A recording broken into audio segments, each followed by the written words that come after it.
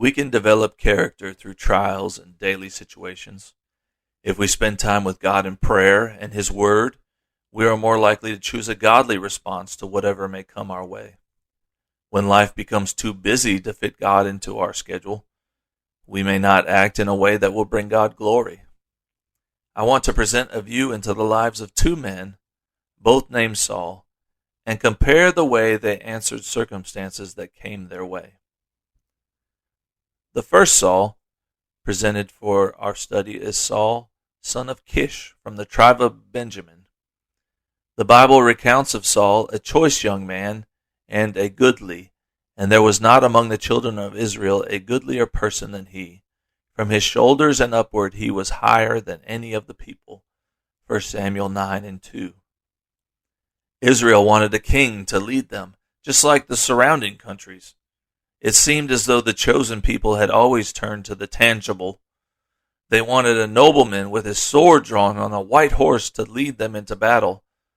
From all outward appearances, Saul fit the bill.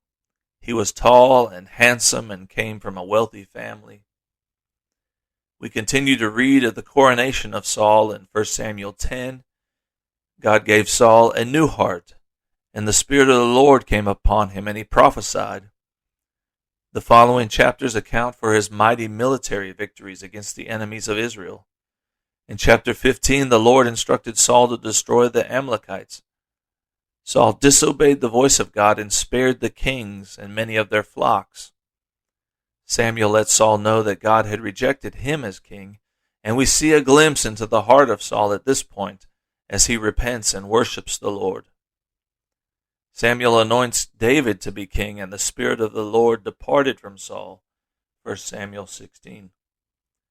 Jealousy filled the remaining days of Saul's life, and he chased David all over the country in an attempt to murder him. In this effort, he killed 85 priests and held a seance to speak with Samuel. In his final battle, Saul was hit with an arrow and fell on his sword. A tragic ending to a life that had so much potential. The Saul of the New Testament was a Roman citizen and a Pharisee. Saul's profession was a tent maker, but as a Pharisee, he was a student of the law with excellent knowledge of the Scriptures and believed in the resurrection from the dead. Knowing a great deal about the law, he was likely concerned about this new sect that has arisen. This new religion did not adhere too strictly to Jewish customs. They fellowshiped with Gentiles, and the leader of this band, the supposed Messiah, had been killed. Saul traveled and urged for the punishment of these blasphemers. He was present and consented to the martyrdom of Stephen. Though unclear if he ever picked up a rock, Saul made quite the fearsome name for himself as he punished and jailed Christians everywhere he went. On the way to Damascus in Acts chapter 9, all of that changed. He had an experience with God on that road and learned the name of the Lord. Saul obeyed Jesus by going into town for prayer to recover from blindness in more ways than one, and began his Christian ministry. Fellowship with other Christians was challenging because he had a reputation, but respected Christians vouched for him, and we even see his name changed in Acts 13. Paul used his knowledge of the Scriptures and his experience with Jesus to put together the big picture and persuade people to follow Christ. He started many churches and preached to governors and kings. When comparing these Sauls, it is evident that both of these men had a bright future ahead of them.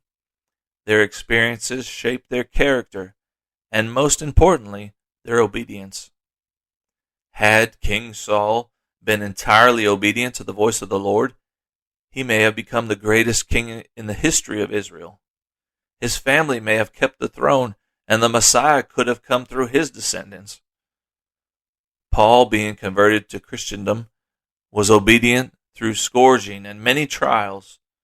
The result is evident in the impact that Paul had made in the churches of that time and in the literary works of the Bible that we still use today for encouragement and for doctrine, for reproof, for correction, for instructions in righteousness, that the man of God may be perfect, thoroughly furnished unto all good works. 2 Timothy chapter 3, verses 16 and 17.